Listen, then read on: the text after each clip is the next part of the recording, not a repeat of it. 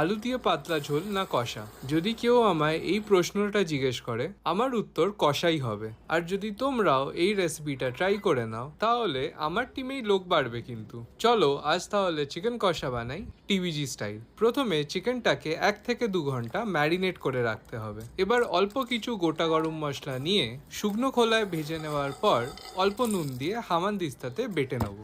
ভালো একটা কষা বানানোর জন্য চিকেনের ওজন 600 গ্রাম হলে মোটামুটি 300 গ্রাম মতন পেঁয়াজ লাগবেই। শুনে মনে মনে ভাবতেই পারো, দাদা এবার একটু বেশি পেঁয়াজ হয়ে গেল না? কিন্তু ব্যাপারটা সেরম না।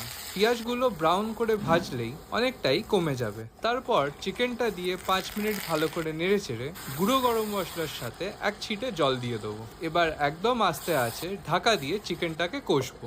রেস্টুরেন্টের মতন বানানোর জন্য এই সময় দইয়ের সাথে লাল লঙ্কা গুঁড়ো আর বেসন মিশিয়ে গ্যাসটা বন্ধ করে এটাও গ্রেভির মধ্যে দিয়ে দিতে হবে। তার সাথে বাকি গরম মশলা আর আমাদের প্রিয় গাওয়া ঘি। দই দিলে পেঁয়াজের মিষ্টি ভাবটাও কেটে যাবে আর গ্রেভিটা হবে আরো রিচ। এবার চিকেনটা হওয়া অবধি রান্না করো আর এরকম রেসিপির জন্য ফলো আর সাবস্ক্রাইব করে দিও।